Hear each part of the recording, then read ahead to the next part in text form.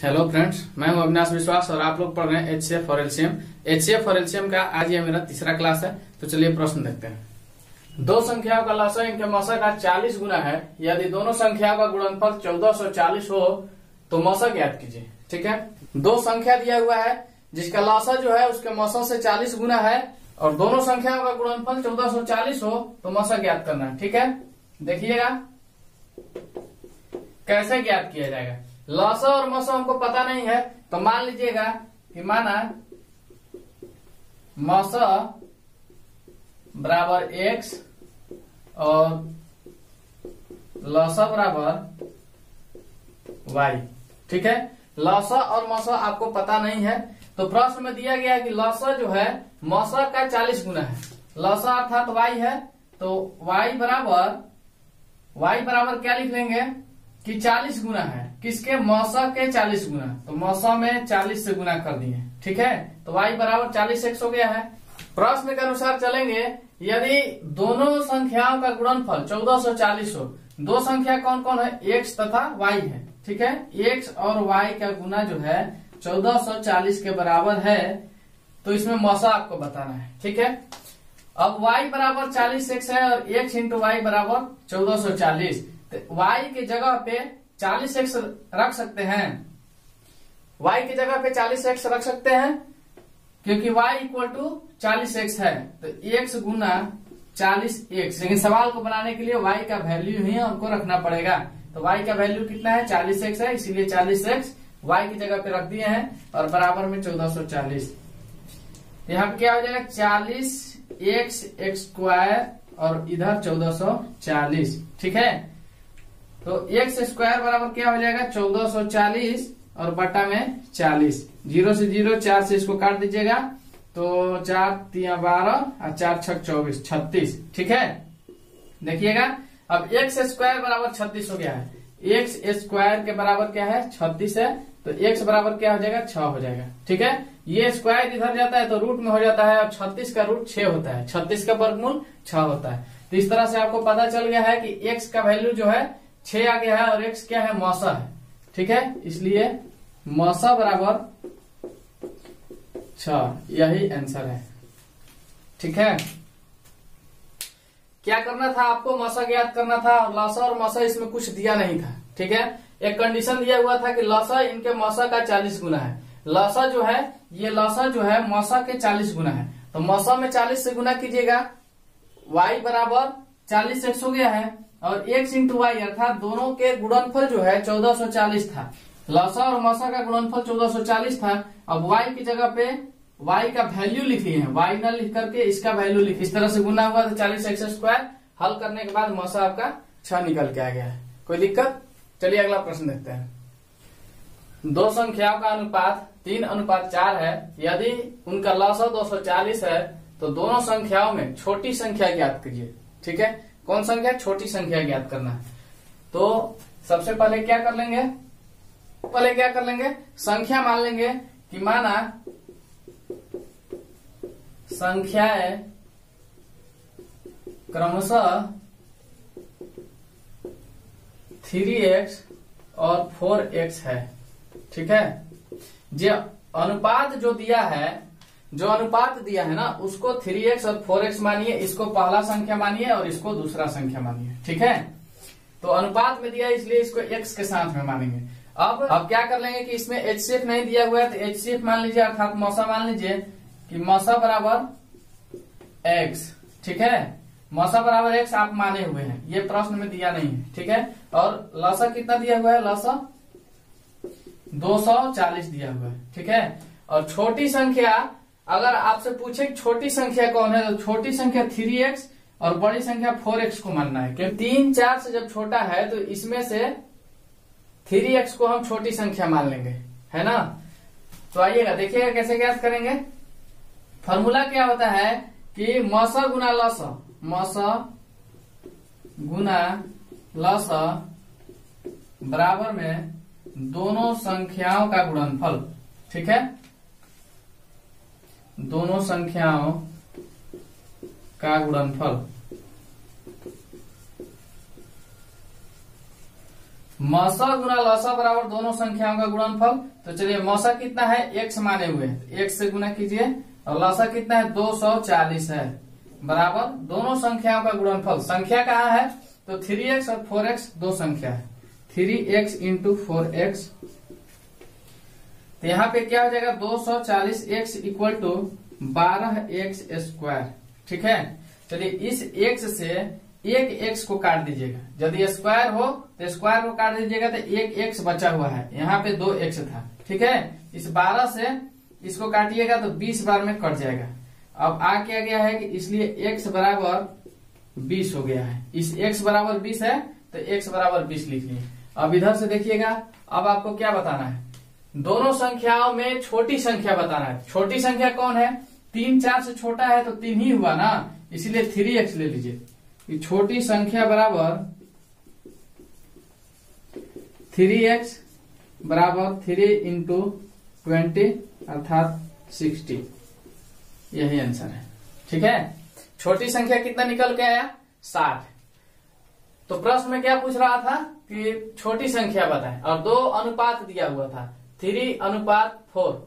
ठीक है, अनुपात क्या दिया हुआ था, 3:4 दिया हुआ था, और उनका लौसा जो है 240 था, और मौसा नहीं दिया हुआ था। ठीक है, आपसे छोटी संख्या पूछ रहा था, तो संख्या मान लिए 3x और 4x है, जो अनुपात दिया है ना उसी को संख्या मान लेते हैं, जो अनुपात में रहता है उसी को संख्या मानते हैं। तो संख्या क्रमशः हो गया है कि 3x और 4x है, दो को संख्या हो गया, और दोनों का मौसा जो है ना x हम अपना से माने हुए हैं, इसको भी माना गया है। ठीक है, लौसा तो प्रश्न में देवे किया है कि 240 है, तो एक फॉर्मूला होता है कि मौसा गुना लौसा बराबर दोनों संख्याओं का गुणनफल। अगर आपको संख्या ज्ञात करना है, पहली दूसरी छोटी बड़ी कोई भी संख्या ज्ञात करना हो तो यही फॉर्मूला लगता है। ठीक है, तो मौसा में लौसा से गुना कर दिए हैं और दोनों संख्या को आपस में गुना कर दिए हैं, तो मौसा में लौसा से गुना करने के बाद 240x आया है, और इधर 12x स्क्वायर।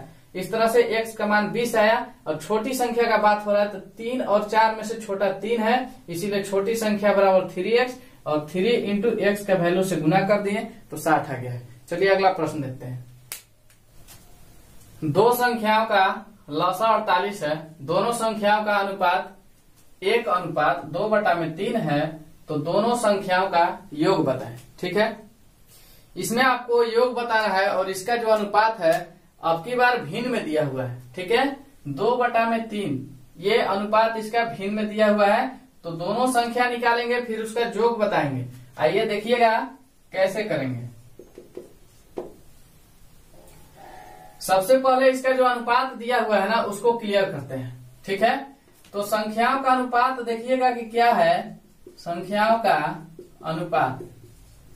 अब अनुपात तो सीधा वाला दिया है नहीं, इसको समझना पड़ेगा। ठीक है, संख्याओं का अनुपात 1:2/3 दिया हुआ है। ठीक है, तो 1:2/3 का मतलब हो जाता है कि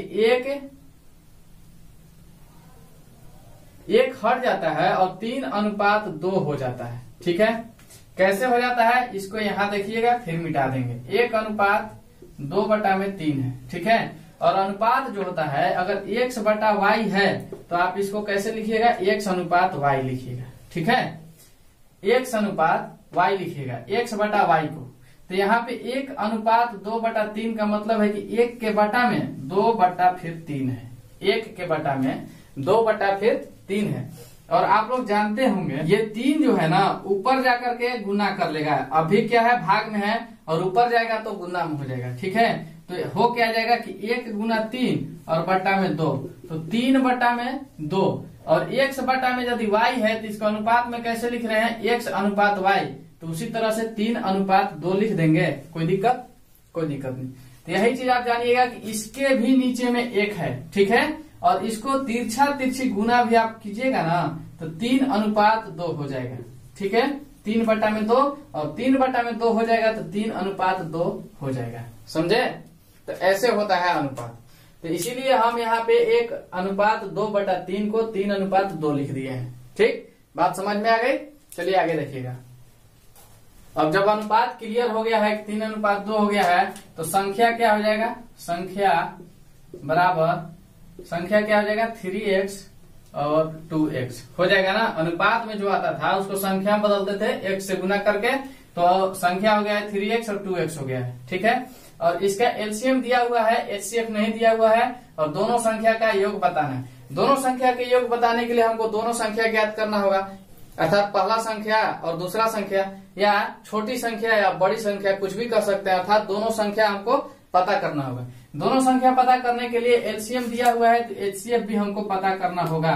तो एचसीएफ के लिए x मान लीजिए, ठीक है, एचसीएफ x मान लीजिए, और एलसीएम दिया हुआ है प्रश्न में, कितना दिया है, 48 दिया हुआ है। ठीक है, तो चलिए दोनों संख्या ज्ञात करने के लिए क्या कर लेंगे कि एचसीएफ और एलसीएम का गुणा कर लीजिए, और दोनों संख्याओं का गुणनफल, दोनों संख्याओं का गुणनफल,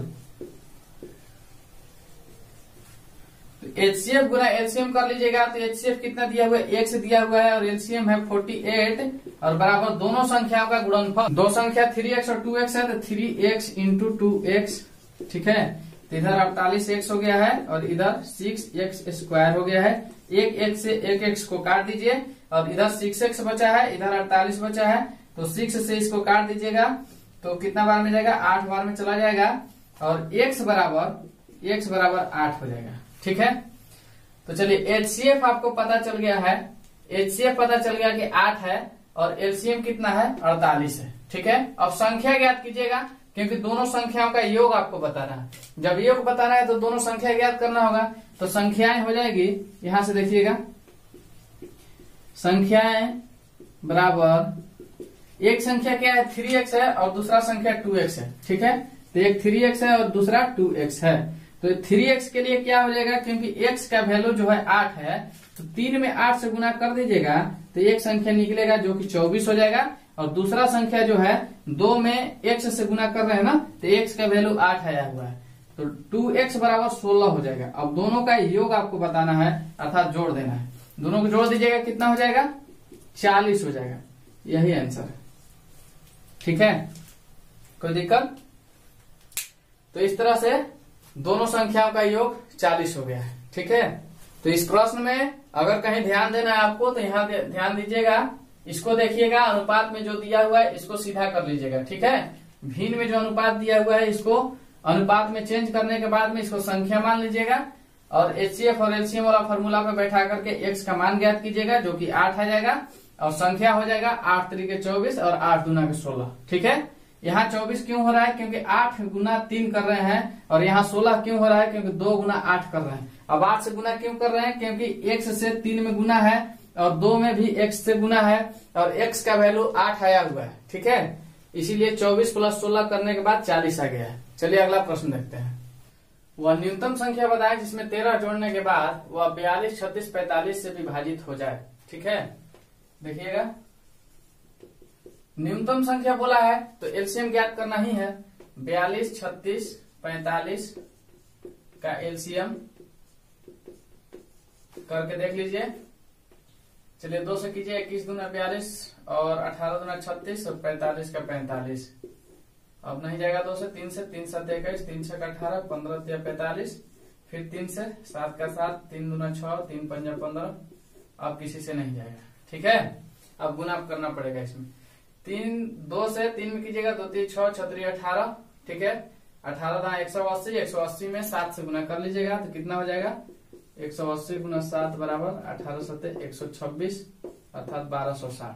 ठीक है, आपसे पूछा क्या जा रहा है कि वह न्यूनतम संख्या ज्ञात कीजिए जिसमें 13 जोड़ने के बाद, ठीक है, 13 जोड़ने के बाद ये 42, 36 और 45 से कट जाता है, अर्थात इस संख्या में 13 जोड़ा गया है।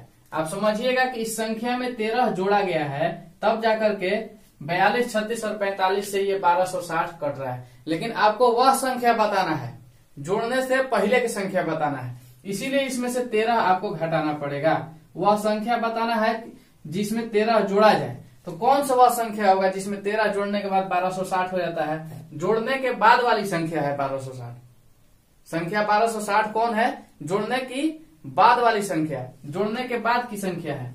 जोड़ने से पहले की संख्या हमको बताना है, इसीलिए 13 घटाना पड़ता है। 13 घटाइएगा तो कितना हो जाएगा, 7 हो जाएगा, और ये 5 में से 1 गया तो 4 हो जाएगा, और 1247 यही आंसर है।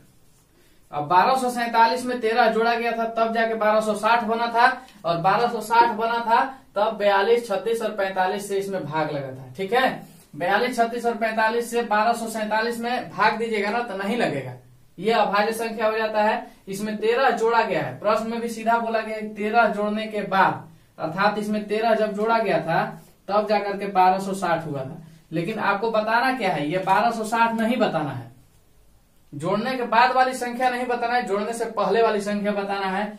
आप साफ साफ यहाँ से पढ़ सकते हैं कि वह न्यूनतम संख्या बताएं जिसमें 13 जोड़ने के बाद, कौन बताना है, जिसमें 13 जोड़ने के बाद। किसमें 13 जोड़ा जा रहा है, 1247 में 13 जोड़ा जा रहा है। ठीक है, जिसमें 13 जोड़ने के बाद, अर्थात इस संख्या के बारे में बात हो रहा है। ठीक है, तो 1247 ही इसका आंसर होगा। चलिए आज का क्लास यही समाप्त होता है। अगर आप HCF एलसीएम से कुछ सीख पाते होंगे, अगर आप कुछ ग्रहण कर पाते हैं तो लाइक, सब्सक्राइब और शेयर जरूर कीजिएगा। मिलते हैं अगले क्लास में, तब तक के लिए धन्यवाद। Thank you.